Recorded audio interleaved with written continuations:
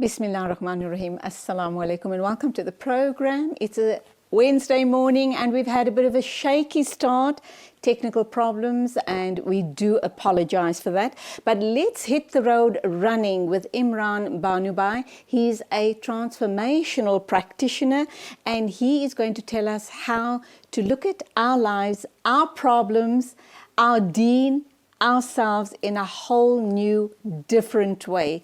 Despite all of the problems that we might have, we need to adapt, or we certainly are not going to survive in this day and age. He talks about coming out of the information age and now in the 21st century. What age are we in? How do we adapt? And what are our challenges going forward? Assalamu alaikum, welcome to the program. Wa alaikum assalam wa rahmatullahi wa barakatuh wa maghfiratu to you and to the viewers as well. Thank you for having me. You have my pleasure. Right. I don't think we're going to have enough time to Right. unpack everything that I'd like to unpack with you today. Right. But we talk about adapting, we talk about coming out of the information age. I thought with social media being at the height of its lifespan, so to speak, that we are still in the information age. You've suggested that we're out of it. Yeah, so you said, so actually, technically speaking, we've just come out of it, largely because it's basically we're now moving into an age of what is called an age of impact, right? It's almost the merging of everything, right? So we're going into what is called an age of collaboration, co-creation, and an age of context. So because of the rapid changes that are coming in the next particular 2 decades, which they say the next 20 years is going to present more changes than the last 300 years. Sure. Right, so that's quite daunting, right? So that leads us into the question of if we don't join hands now, and if we don't as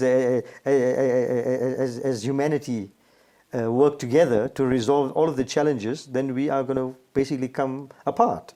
So this speak of collaboration means that whether it be on a micro level or on a macro level, so it means even you're in a family dynamic, if families don't start working together to resolve family dynamics, right, or if countries don't do it, then essentially we are going to be faced with huge challenges. So the changes are going to come upon very, very, very rapidly. They're going to be they're going to have insane impact. Right? For example, all the traditional models that were sort of held true for all these years are basically all coming apart. And very simplistically, also we spoke off air about this. The world of work is changing and is going to change in the next 20 years. Definitely. So the traditional paths of professions, tertiary education, etc., would have to be changed radically, drastically, and immediately to meet those changes. How are they going to do it? Whose job is it? Is it the tertiary institutions? Is it government?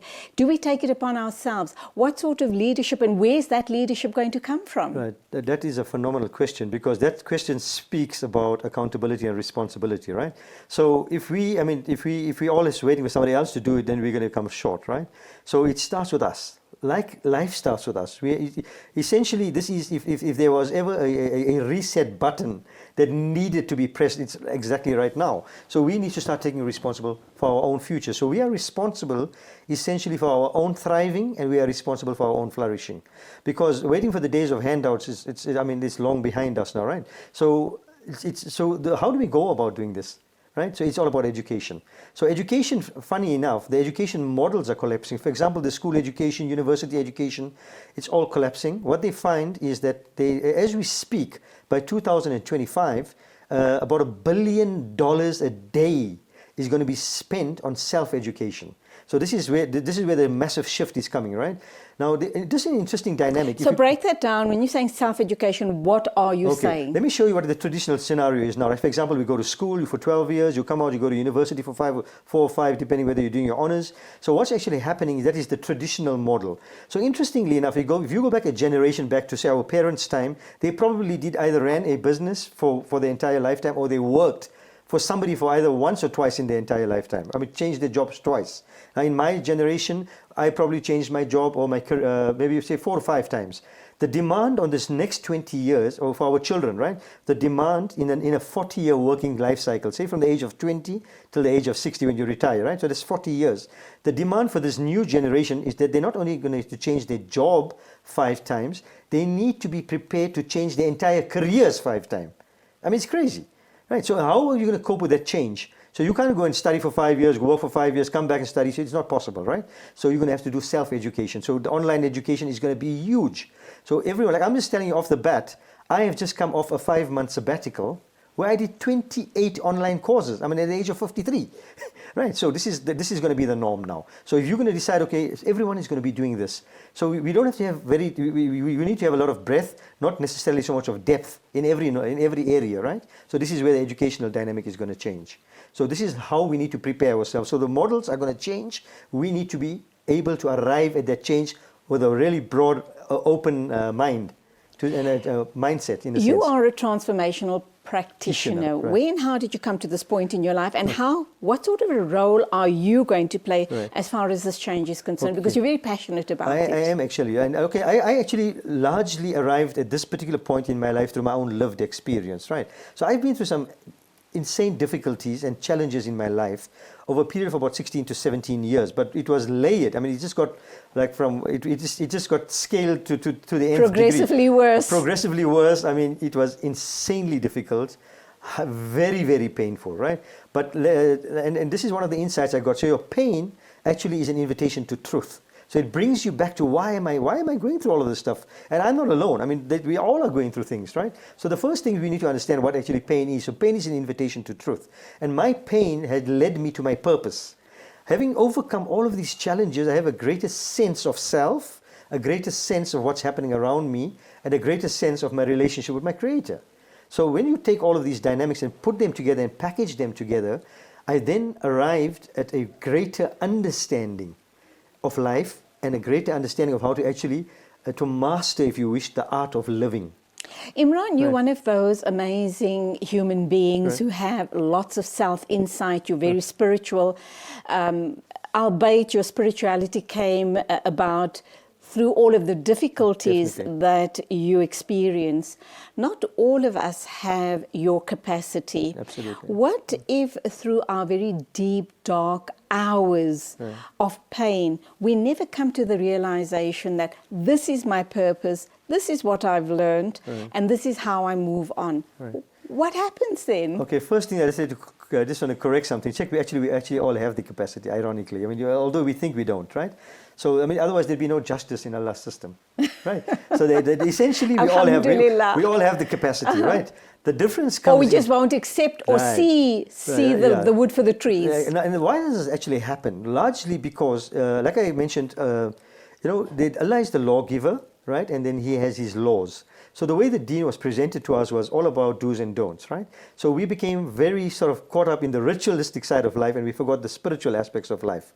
So the very reason that we are going through the challenges that we are going to is to arrive at that spiritual destination. So once we recognize that, so this is the problem. The problem is we don't understand why we're being, so we come up with the great question, why me? And my question is, why not you? If all the prophets, right, all of them went through all of these tests, and they went through extreme tests.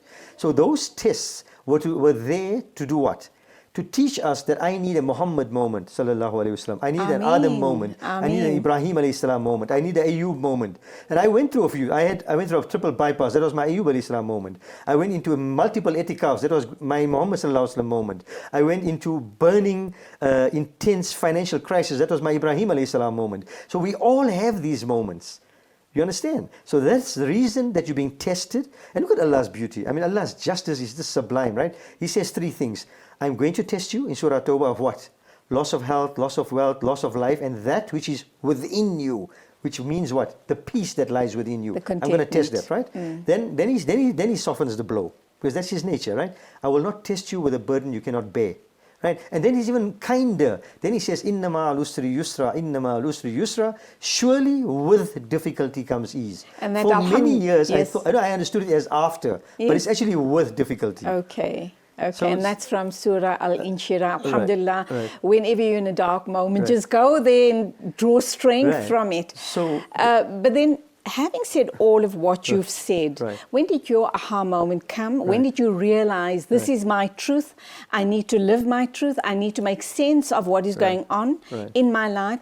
And I need to now go on and become a transformational practitioner and share Right. this beauty, this knowledge that I've gained through this journey of mine? So mine started off first initially with the financial crisis, right? It was a huge crisis, it was a multi-million rand crisis. Now, can you imagine how debilitating that is? Because your world just comes tumbling around you, right? So now, when you get a health crisis, for example, it's pretty much about you, right? Dealing with it. Although I mean, other people can be impacted, but the bulk of it is yours. The thing about finance, it has a very direct impact on just about everybody all at once. Your family, everybody gets impacted. I mean, if you don't have money, for example, you're not paying rent, your home is at risk, your water and lights are being cut, you don't have money for food, your clothing. So the impact is almost immediate to everybody around you, right? So that was a huge impact. So that became the starting of my journey. That, whilst trying to deal with that, a lot of learnings came from that. But then obviously now it was a huge thing. And then I took a brave, and which was probably the moral high road, meaning I had to resolve that. And I took it upon myself to actually fulfill that debt. And that was the hardest decision, because I mean, that took forever and 3 days. It came at a hell of a price, and it sweetly led me into my triple bypass. And did you in fact settle the So debt? I came a long way into doing it. No, it was a multi-million thing. So Yes. I can tell you I came probably a good 80%. I'm still in debt. Alhamdulillah, I'm and you still in will debt. obviously meet And I will those fulfill it, inshallah. obligations. I will, absolutely. Let's go for an ad break. Right. We'll continue this very interesting Right. discussion right after. Imran Banubai, transformational teacher or practitioner, call him what you will, but he certainly is going to share some insights with us on the show this morning. Please stay watching.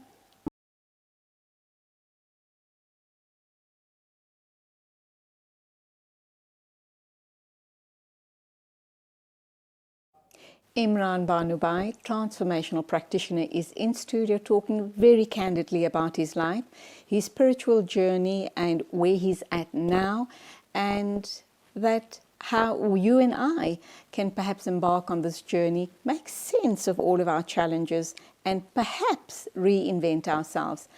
We stopped at a very critical juncture in your life, and that was your financial crisis. Right, so that financial crisis, obviously, when I took the responsibility upon myself to actually resolve it morally, ethically, Islamically, it became exceptionally hard, because I mean, it was a multi-million rand debt.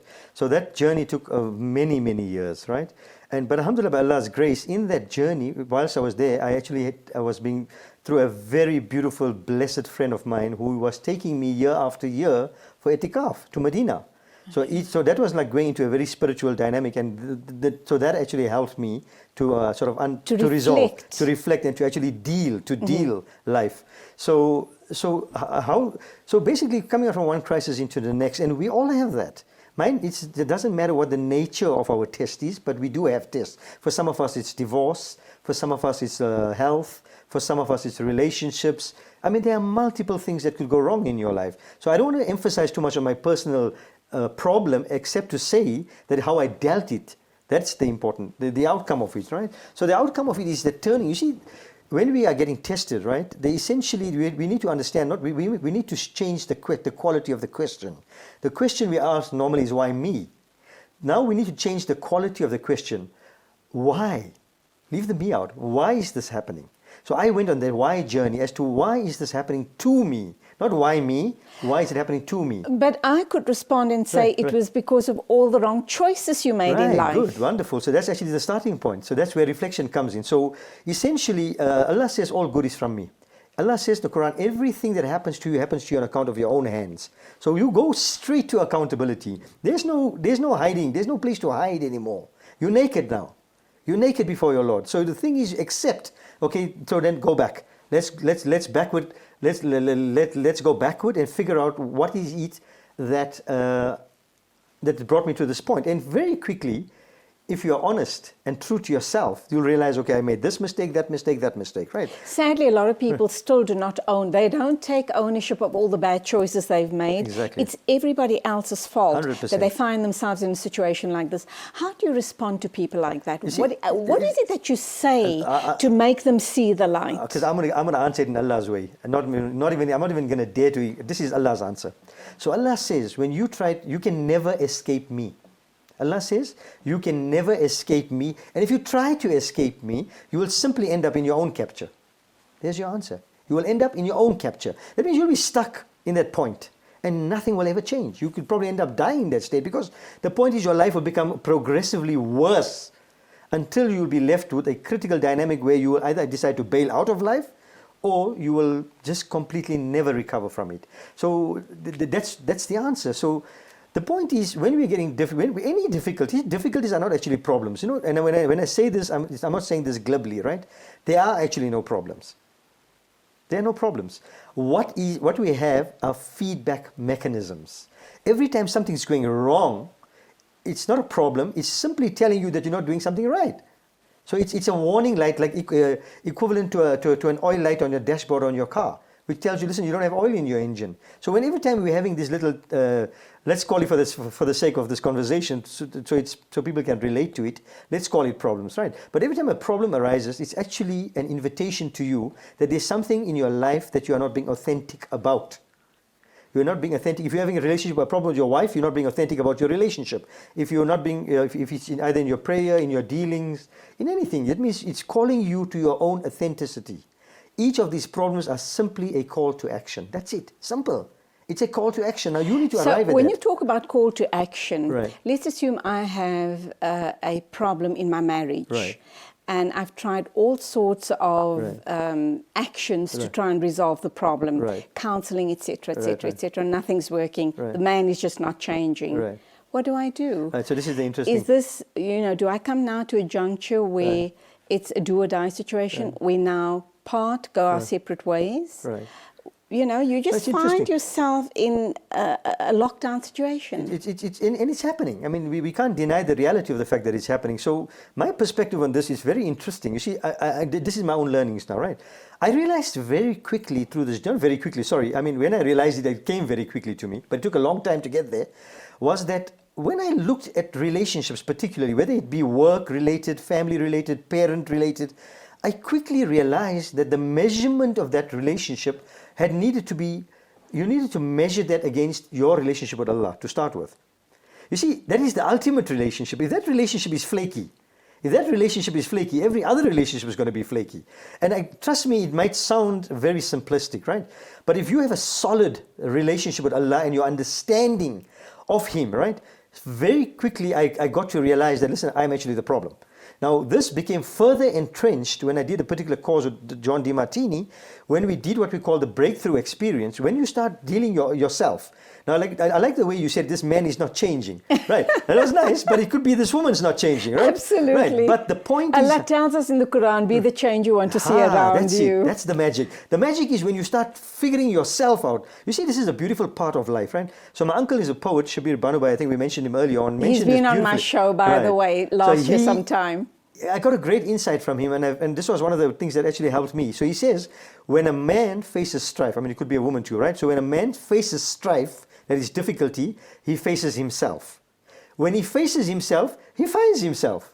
When he finds himself, he finds Allah. Absolutely. And correction, Allah tells us in the Holy Quran, I will not change the condition of a people until they change the conditions themselves, right? Absolutely. So what I'm saying is, so you see, you can never arrive at Allah if you haven't arrived at yourself. So once you arrive at yourself, what happens? This literally happened to me. I did this 2-day breakthrough, and when I came out of this breakthrough, that means we went deep into our own selves, understanding our value systems, our emotions, our strengths, our weaknesses. And when we went through this entire process, I swear to you, when I came out, everybody became beautiful. I saw my wife in a whole new light. I mean, I saw my kids in a whole new light. I saw the beggar in the street in a whole new light. I saw myself in the beggar. So it's about perception. So when you change yourself, your perception. Then I don't need to change anybody anymore. Mm-hmm. When you change yourself, you see your perceptions your perceptions drive your decisions, and your decisions determine your actions. So if you don't like your actions, go one back and what made me make that decision? That decision came from what? From a perception. So let me change the perception. If I change the way I look at things, the way I look at things change. Mm-hmm. So you see, so this is the dynamic. So everything that's happening, you see, we're living in an inside-out dynamic. What the problem we are all facing, all of us, why are we not coping? Because we're looking at everything from the outside in. I'm expecting you to change for me to feel happy. I'm expecting my boss to change his attitude so my work becomes pleasurable. Do you understand? I'm expecting the person that works for me to fulfill my needs, right, without considering their needs. So when we change that inside, so if we look at everything from the inside out, You see, we live in the feelings, right? We live in the feelings of our thoughts. So if I feel a particular way about you, say I just like you, for maybe some small thing that you did to me. So I live in the feeling of my thoughts. I'm going to spend an entire life. For example, your mother-in-law, it's a typical dynamic, right? Mother-in-law, daughter-in-law, right? So if you're sitting with your mother-in-law, and she may have just, on your very first day as you entered, sort of criticized the color of your shoe. Now you're going to hold on to that thought for the rest of your living years, right? And so you live in the feeling of those thoughts. So your thoughts are actually their enemies. So every time you need to change the way you feel, you first need to change the way you think. And on that note, let's go for an ad break. When we come back, I want to talk about the course you're offering, inshallah. Right, no, inshallah. Don't go away. This is truly very interesting and gripping stuff. So stay with us. Imran Banubai is my guest. He is a transformational practitioner or teacher.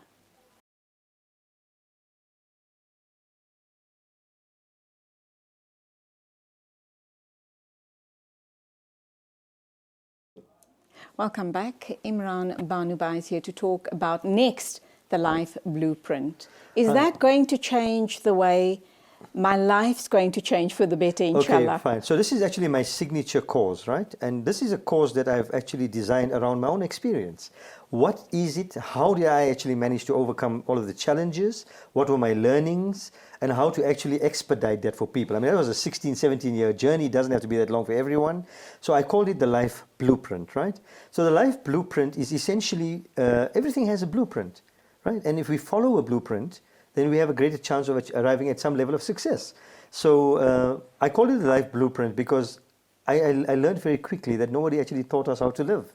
Despite having all the knowledge, we have access to Quran, to Hadith, we have access to tons of, I mean, even things outside your religion, for example, that can help us to live better quality lives. But unfortunately, we didn't get the first message, which was Iqra, which was read. Right, so I'm actually, this is what I've done. So in a nutshell, the course is designed around three things. The first of which is self-awareness, right? So it's a tripod, it's a triangle. So the first part of the triangle is self-awareness. That is a journey unto yourself. Now nobody's doing this of their own volition. So because first of all, they don't even know how to do it, right? So this is something I've arrived at obviously through my learnings over the years. So can we truly be honest with ourselves as far as self-awareness is concerned? I find that concept a bit difficult. If you get a questionnaire and you've got to be true to yourself. You know, we human beings, we have nafs. Yeah, so this is the thing. So this is like that. So you asked me earlier on off air that I'm very candid. So if you're not candid to yourself about yourself, then be prepared to be candid about yourself on the day you meet your Lord. Oh, okay. Because you're going to be doing it. So you might as well do it here.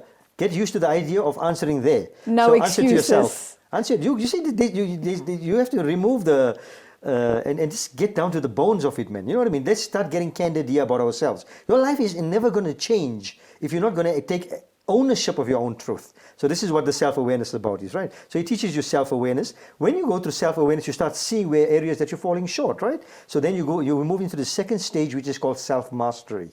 Now I've just done that. I spent about 5-6 months plus just over a year in the self-mastery phase, right? When you get to the self-mastery, it's about improving areas in your life where there is room for improvement and where there is a need for improvement. And when you finish that, you eventually come to where I am right now, as I'm sitting in front of you. It's called the self-expression stage. So now you know who you are, you've improved who you believe you are or who you want to be, and now you are ready to go and deliver your message. To be and who you can be very candid with much confidence. Absolutely, because you see, everything, you see, life is about truth, man. Essentially, God is about truth. Faith is about truth. So it stands to reason that you must be about truth. I've got to be about truth. So if we're not reflecting our own truth to ourselves, what is the chance that we will ever reflect God's truth? Zero. Why are we as a Muslim ummah in the kind of malaise and mess that we are in? Because none of us have arrived even at ourselves, even after 50, 60, 70 years of living. We haven't arrived at who we are. And like I said earlier, if you don't know who you are, you'll never know who God is or who Allah is for that matter. So this is an imperative thing. So it's self-awareness, self-mastery, self-expression. Where does purpose, self-purpose fit into all of that? And what if we go on all these amazing courses and you still feel and find that I have no purpose in life. Right. My beloved partner has died and left me all alone. My children have abandoned me. I haven't kept strong family ties. Right. I don't have a great circle of friends. I was never around for them. Right. I can't expect them to be here Right. for me now. Exactly. What is my situation? How do I improve on it? Where and how do I create purpose? Right. But purpose with meaning. I can tell you a very, very interesting thing, right? And this purpose, I swear to you, we are actually born with a purpose. So Allah is, this is very interesting, right? We were created as spiritual beings. We were sent onto earth to have a material experience. We unfortunately have become material beings and we're trying to fit in a spiritual experience, right? So He sent us with two resources. One is Himself. Allah says, وَهُوَ مَعَكُمْ أَيْنَمَا كُنْتُمْ. Wherever you are, I am with you. So that's the first resource. Because He breathed His Spirit into you, right? Absolutely. The second thing is He gave you are born with an inherent purpose. So actually speaking, you are given an inherent power. Right? You are given an innate potential and an inherent purpose. Now, when you start living an authentic life through your faith, the faith is trust me, it is the rod, it is the center of your entire your life. So when you hold on to faith, what happens? Right? That faith and that relationship that we spoke about earlier, when your relationship is solidified with Allah, then other relationships naturally, by virtue of that, they grow, they flourish, right? So if you find there's a lack in any area of your life, I can almost guarantee that lack is coming from the lack of your faith, in the establishment of your faith. Because Allah has designed this world as ephemeral. That means that partner of yours was only meant to be there for a short while. Your kids were only meant to be there for the short while. Your beauty was only meant to be there for the short while. Your intellect will serve you for a short while. Everything was a bite size, right? It was Until you get the main meal. prescribed. Right? It was prescribed to be a bite-sized experience. The main meal and the real permanent and eternal meal is in akhirah, right? Is in the life after. So if you get to understand that dynamic from the start. So for everybody wherever you are in your life, wherever you are, right? You have to get back in line with your faith, right? Your faith is based on values. Your purpose actually comes out of your values. When you do this self-awareness, you start understanding, what are my values? Now, I'm not talking about arbitrary values like love and peace and trust. Can I ask you to hold the thought on values? Because I'm hoping to get you back in studio again to talk about values and thrive. I think that's... There's the course that we had over the weekend. Absolutely. What I also want to ask, and I'm going to actually turn this whole thing on its head. What about that beggar on the street corner whose father or mother was a beggar, or who doesn't even know who his parents are or were? He's been born into a life of beggary and he knows no differently. He probably hasn't been educated and the only means of survival is begging. What is his purpose? How does he lift himself out of that situation? I'm using a very extreme example. It's a powerful example. It's a very powerful example. So I can also, so let me put this to you, right? This is something equally profound, right? So many people are suffering poverty in their wealth. True. By that I mean that most people only have money and that's all they have. Nothing so they're suffering the poverty of faith, purpose, family, love, compassion. So they're suffering those poverties, right? And there is a wealth, strangely enough, and I'm experiencing this because I'm actually going through this as we speak. There's a great wealth in poverty. So the wealth in poverty is the magic. I promise you, if you only get to grips with this wealth. So what is this wealth? This wealth teaches you, right? Teaches you about where your fate lies, right? Your fate, you have fate and faith. So your fate is taqdeer, right? So your fate is to be a beggar, right? If that is your fate, it's your taqdeer, right? So then just be a loving beggar. So what and then where does takbir come into the whole equation? There is an aspect of takbir as well, right? But for some people, you see, sometimes Allah holds you in a position. So let me tell you the most amazing. Every single test that you are facing, you're not facing it alone. That is the greatest learning I've come away from. Say, for example, if you're in debt, and we're going to come to the beggar. If you're in debt, if I owe you something, so first of all, I'm living with the humiliation of debt, but you are equally being tested with your patience. Because the fact that you could give me that, means that you could have done without it, right? But now, so you're being tested about how patient you are going to be about me literally repaying this debt. That beggar, if it is his fate to be a beggar, that's his fate, right? Then he accepts it and that Allah keeps you in that condition. But what does he say? What is the price for the beggar? What is the price for the poor? Why did the Prophet say, oh Allah, let me live amongst the poor, die amongst the poor, and be raised amongst the poor? Now let me tell you what the advantages of being poor are. The advantages of being poor is that you can't afford literally to get involved in a lot of sin. If you were worth 10 million, you could go into gambling, debt, women, wine, song. Absolutely. Right. So there's a great advantages to being poor. Right. The other thing is your wealth is coming to you. You're not having to go out necessarily. And you are essentially a standing advert to every wealthy person that is passing you to be grateful for his wealth.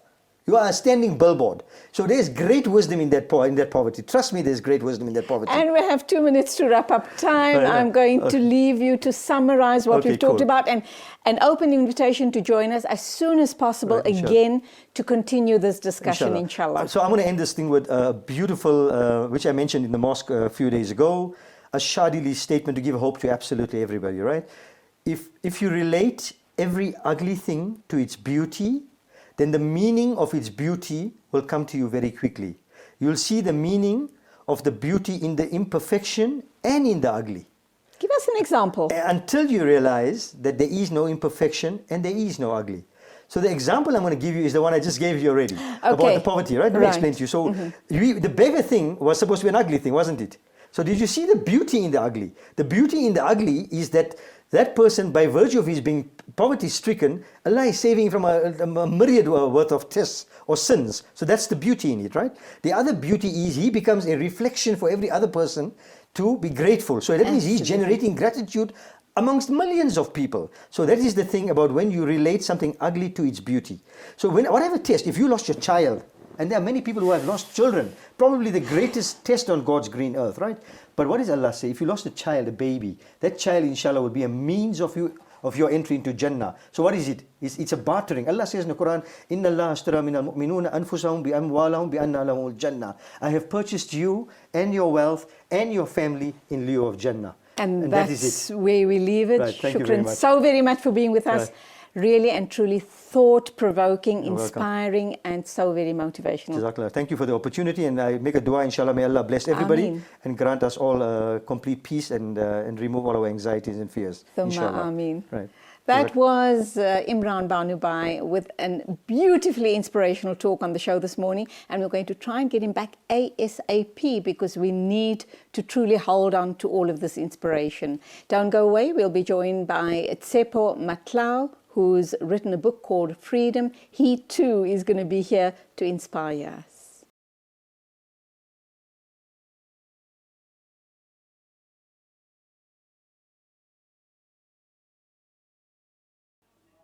Welcome back. My next guest is Tsepo Matlau. He's written a book called Freedom, and he's had quite a start to life and quite a journey.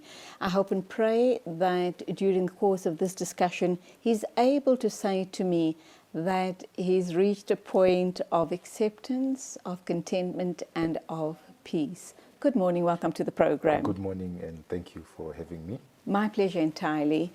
Let's start at a very painful point, a very painful question possibly for you, and I'm hoping that at some point, perhaps even now, you've come to the stage where it's no longer painful. When people ask you, what are you? Are you black? Are you colored? Or are you white? And sadly for you, you got that question throughout your life. Yes. Strange enough, I get it almost every day. I got it this morning. Again. Yes, so I get it every day. I think in the early years it was painful. I think the most painful thing is not having the answer. So when you start having answers, it becomes easy to start having conversation around it. So I don't mind it anymore. And I think it's freeing myself that has actually helped me to be able to deal with it. Earlier years, people will call me names on the street as I walk. And sometimes even walking with cousins was hard because they will try and make sure that I don't walk close to them or relatives or stuff like that. And I started understanding more pain in them than in me. The fact that it was a bit embarrassing for them Exactly. to have to answer, even for my own mother. So I think what really set me free is when I found out that my mother was raped. By a white man. By a white man. Back in the day, of course. Back in the days, yes. And I think the day when I found out and my mother sat with me down and she started telling me about her own pain, I think that's when I realized my freedom. Because I used to blame her a lot. I used to think, you left me when I was 3, I was raised by multiple people, you were nowhere to be seen. And the day when I actually found out why she had to leave me and how I had to be raised, the embarrassment that she had to, humiliation she faced, and then I just started realizing I was not the only one in pain. And the minute I realized that, I said, okay, but how do I become me without a reference of being a child conceived through pain or conceived through rape? And I decided that I was not conceived through rape, even if that is the reality, because I was born for a purpose, and that purpose might have been in a painful way. I need to accept my life for who I am and start living for me without reflecting on what has happened. And I'm thinking that your mother could have rejected you. Yes. She could have aborted you as a Yes. fetus, Yes. but she chose to have you. Yes. And she chose to leave you at the tender age of 3 Yes. just to give you, hopefully, a better chance at life. Yes, I think so. And you were not the only child under those circumstances. You were not the only child born out of rape. You were not the only child that was left with grandparents with a Yes. gogo Yes, with to the be gogos. raised whilst mom went out to do her domestic work. Yes. And till in this present day and age, we know that people from out of the country, women, come to South Africa, they come to work as domestics Yes. because their situation in life is so very dire. Yes. And that was exactly what was happening in your mom's life Yep. and a million other black women Yes. in the time. And Yes. it is still ongoing today. Yeah. I think the strive is the strive to survive at all costs, and that's what I had to learn at a young age. And I think at some point when I was talking to my mother, and I was saying to her, so what happened? And I remember this because I was 3 when she left. It was in the morning, early morning, I think around 4 or to 5. And she had to tell me that, listen, I have to go. And I'm going to go and work very far. And I won't be back anytime soon. And I was 3, but I remember that day because it really hit me hard. And but I never understood why. And it must have been so difficult Yeah, for her it to was. say those words to Yes. you. So I remember her crying. She was kneeling and I was short, so I was a baby. And I was standing and she was kneeling, but I could feel her, like, you know when you feel somebody crying on you. And I was like, okay, she's crying. But I didn't cry because at that point I think I didn't understand what was going on. But then she told me the story, and the story shattered me. She said, a day before, and I don't remember that very well. I remember parts because I was walking with her on the street. And then, what happened with my mom is that she got raped, but she didn't know she was pregnant. So she continued with her relationship with her partner. She didn't tell him, and she didn't tell anyone. She didn't tell relatives. She didn't tell my grandma. No one. She decided to keep quiet. Was this her employer? Yes. Okay. So what she then decided to do is to keep quiet, leave the job, everything, and then just go back home. And then she continued with the partner. Partner started negotiations. Oh, excited, I'm going to have a child and everything. 2 families meet and okay, now that our daughter is pregnant, everything is going to be sorted, everything. She gives birth, and then the nurse says, oh, pink child. And when that nurse says that, she remembers. So there was a stigma. Yeah. So she only knew when she was giving birth that it was a child. And when you were talking about negotiations with her future husband, it wasn't the man who raped her. No. This was somebody else. Somebody she was So seeing. she obviously got rejected there as well. Yeah. So she thought I was a child of the man she was seeing. But then she only found out when she was giving birth. Because he had already started doing everything for her. Buying new clothes, buying things for baby, buying everything. She said, my mother says to me, it was for the first time in our family that a man was doing that for a woman, and that woman was me. She felt special, having to wear a new dress for the first time, having to wear a new underwear for the first time. And that was how hard life was back then. Yes, yes. But you grew up as a child in a lot of pain, a lot of guilt, Yes. a lot of shame. Yes. And you then went on, and we'll come back to the story because No, it's no problem. absolutely Yes, no fascinating. You needed to do something something special in your life Yes. to free yourself from these shackles. Yes. Was it perhaps wanting to meet who your biological father was? Did that ever happen?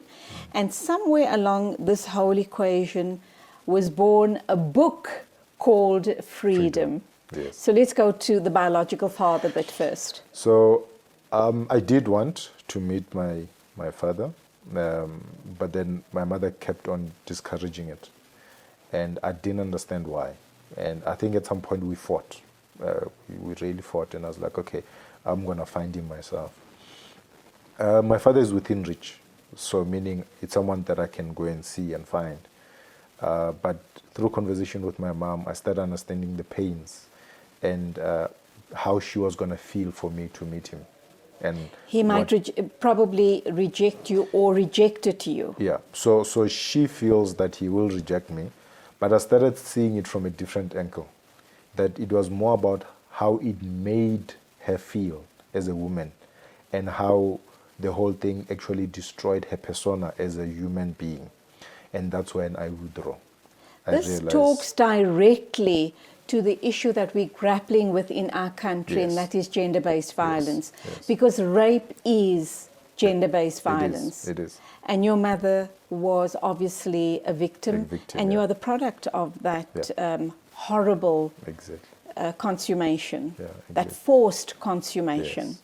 So I think through that, that's how I started my own journey to say, fine, I'm not going to look for this man. And I think the person that I need to find is me. The person that I need to start looking for is me living a different life. I remember when I was in high school, we used to be naughty.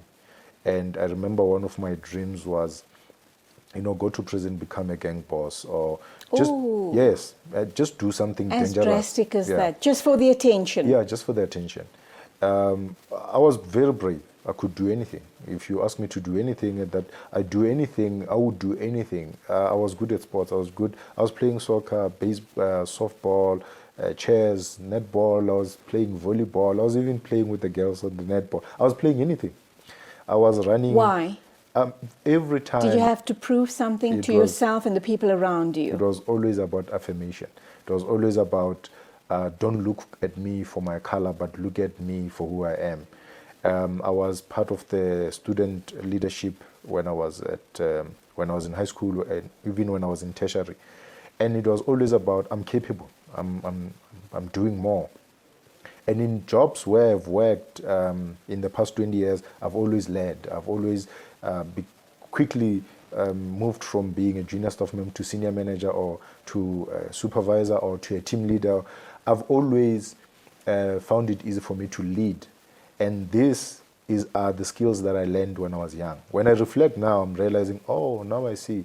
We started a dance group and I was actually the leader. We started this, I was that. We started an HIV program and I was the one writing stories. So if somebody had to come to me and say, can you direct a movie? I will not say no. I will spend 12 hours tonight researching on how to do it. By morning, I will do it. So until now, I'm like that. But I'm just saying that being conceived the way I was has given me something different that I live for. Something that says everything is possible, and it's impossible only in the mind. So that's the one benefit that I feel. How do you identify yourself? Do you identify yourself as a black man, a colored man, or a white man? I don't. Actually, I don't even identify myself as any of the three. You're a man. I'm just a human. A human being. And the other day, I was laughing because I said to some guy, I'm an African. He said, oh, okay, I see. You're trying to say black. I said, no, I don't mean it that way. I'm the man of the land. Okay, it doesn't make sense. I said, okay, great. I don't want it to make sense anymore. I don't want to fit in anymore. I don't want to be related with people because of color. You don't want to be pigeonholed. No. I don't want to be white. I don't want to be black. I don't want to be colored. I just want to be human. I just want to be normal. And I think it's difficult for my kids as well because they always ask, so, Daddy, what do we identify as? I say, identify as what you think of yourself. And I want to identify as what I think. Yes, I mean, if you go to Home Affairs will identify me as a black person. I was shocked the other day, I was in Cape Town, and I was completing some form, and the lady had already completed colored. And I actually laughed about it with her. I'm like, so you just chose a race for me? She says, yeah, I thought you colored. And I said, okay, that's what happens. So depending on where I am, people will define me the way they see me. I would like to define myself the way I see myself. You're a human being. I'm a human being. How do you now view, knowing that your mother was raped, you're the product of that rape, and you know that that was outrageous abuse against your very own mother? How do you view the whole issue around gender-based violence? You have a very strong message and a story to share with black men, African men, because black men are very patriarchal. And they rule, I can't generalize, but many of them rule through the fist. Yeah. What is your very strong message to them, to society as a whole, and how are you going to change that narrative? So I think we need to take it back. People are violent based on how they are raised. And I know I had this debate recently with one of the coaches I work with, and we actually disagreed. And I said, it's fine, we can disagree. And I was saying, a lot of executives, and I'm talking about men, and this I'm going to talk about across the board. I've met black, white, Indian, colored men that I have coached throughout my experience as a coach. And I found that most of their actions now come from something, come from somewhere. I remember one of the CEOs I was coaching, he says to me, one day he was arguing with his wife and he actually hit her. And I said to him, can we reflect on where that came from? And I took him back into how he was raised. And he reflected on one day when his father was hitting his mother. And what then happened is his mother was like, she couldn't fight back. And he so much wanted to fight for his mom. And in the incident that happened is that he was arguing with his wife and his wife slapped him.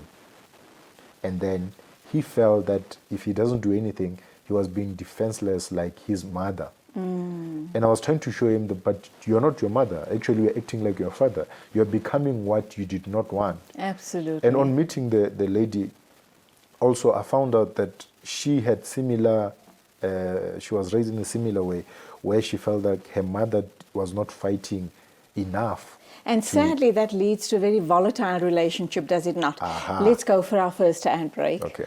I'm talking to Tsepo Matlau. We will be talking about his book called Freedom right after the ad break, but we just sketched the background for you, the type of background that he was raised in, which will give you further understanding, inshallah, when you go out and buy the book. It hasn't been launched yet. It's going to be launched next month, depending what happens with COVID-19.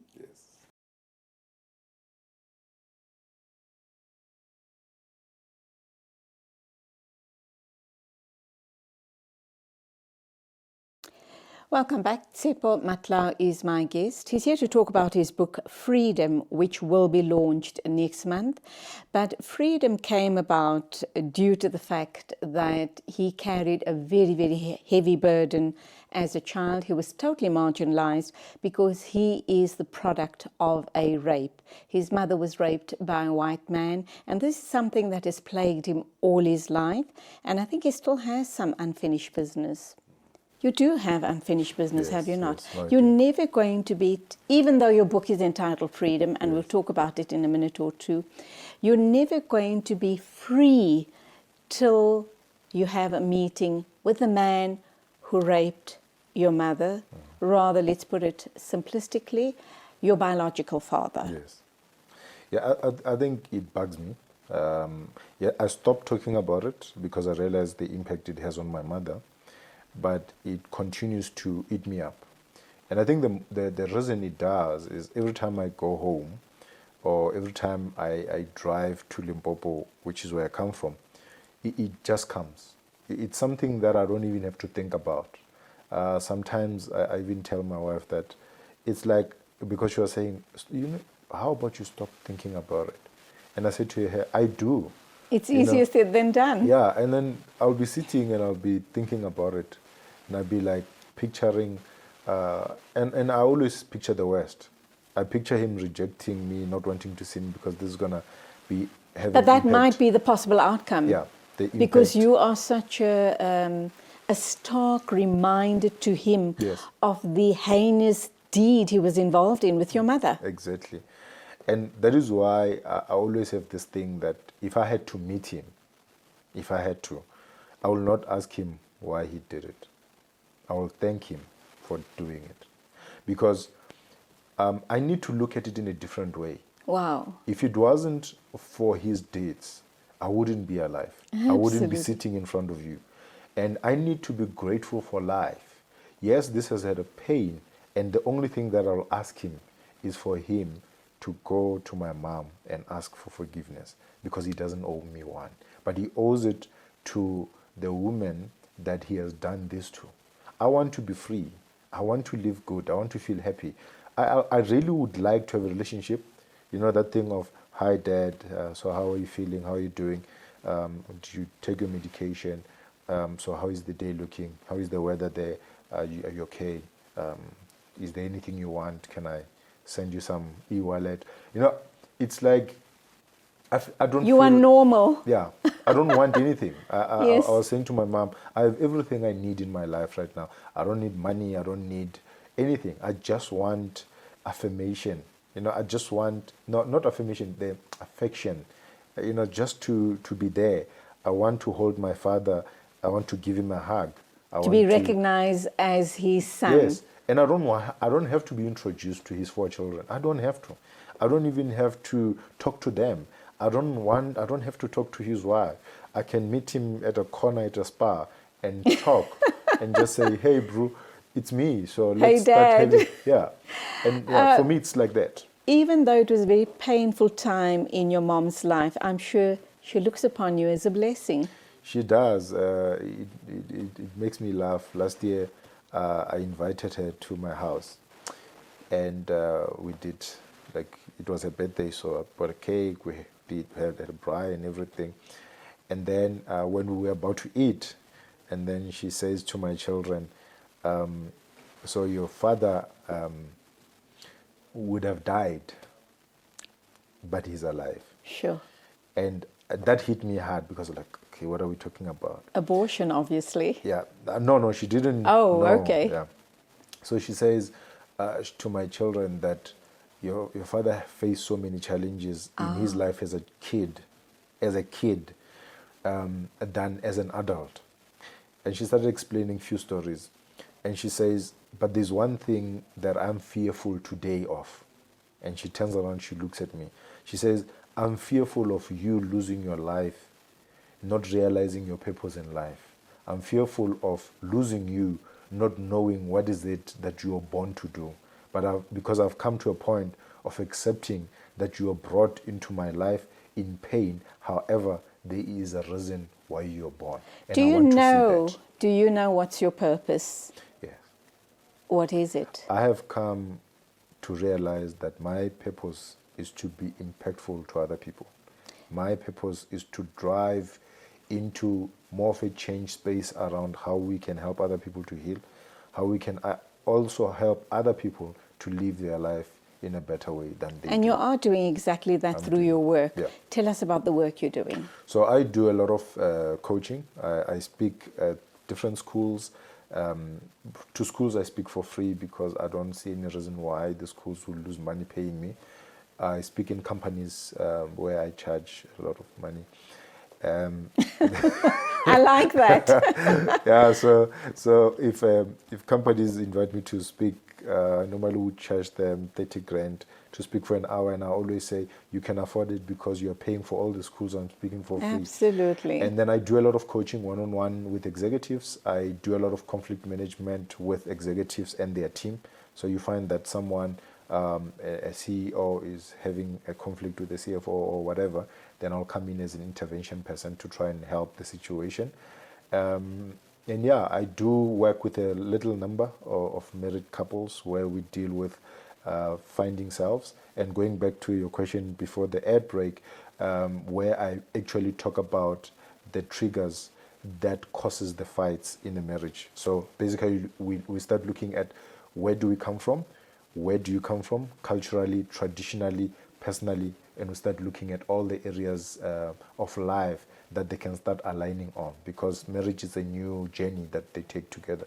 So I would say generally I specialize in coaching, but then it has multiple facets within. So you are making a difference. The book Freedom, what is it about? What brought you to the point in writing the book?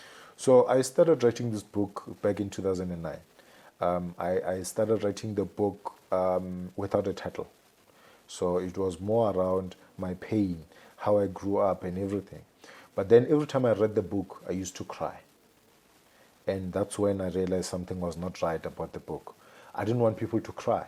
And I remember in 2015, I met a lady while I was flying, and I asked her to read the book while we were, and she started crying, and we had to close the laptop, and she said, I can't take it, the pain that you've gone through. And I said, okay, this is not the book I want to publish. So then something came to me in 2016, and it was more around, you have been motivating people. People know you as a coach, they know you as a motivational speaker. Turn around and make this a motivational book. And that's when the journey of writing Freedom started. So I started changing, so removing all the painful stories, and then I brought in some aspects of how I got to free myself from where I come from. But I don't talk much about the painful stories, and there's a reason. I've decided that I'll have a biography of my life later on in life, because I believe at some point it is going to be relevant, and then people can read about it and cry, because that will be the legacy I leave behind. And maybe you'll write the book after you've met with your biological father. Who knows? You do know that you're not unique. You do know that lots of children are born out of a situation of rape. Yes. And women, being who they are, they then embrace those children and raise them in love. Have you met other people from your situation or similar situation as yourself? What sort of notes did you kind of compare with each other? So I've met a lot of people, and I think that is why I'm so free to talk about it. I've met a lot of people who want pity from me, and I said, no, you're not getting pity. I've met a lot of people who talk to me about it and they become emotional. I said, no, let's stop emotions and deal with reality. I've met a lot of people who hate their own mother for bringing them on earth. And I said, no, that's where you need to be grateful and appreciate life, because this woman did not... it was not her fault. Yeah, and she could have... In fact, I wouldn't be talking to you if it wasn't for her. So I've realized that a lot continue to live in pain. And I think one of my thinking was, after launching Freedom, because I'm touching a bit on that subject, I want to start doing tours and meeting people and talking to them on a workshop basis. Obviously, after this virus that we have faced, I would like to start looking at talking to people at one-on-one, heart-to-heart, to try and get how they feel. I've met someone in Ep16. I've met someone here in Gauteng. I actually met another book writer who read a book about rape and how he survived. I've met someone in East London. So I keep on meeting people, and I think I always say to them, they need to appreciate knowing, because I've met people who don't know. Yeah. Yeah. We're going to wrap up now, but you feel you found your purpose, you know what your purpose is, but I think there might be a bigger purpose as well.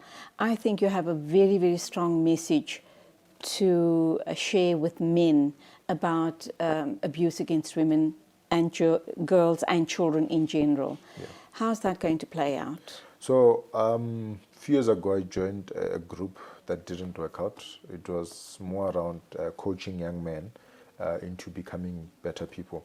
And I'm going to talk about society in general, because I've seen this in all races. Absolutely. What is happening is that young men just grow up.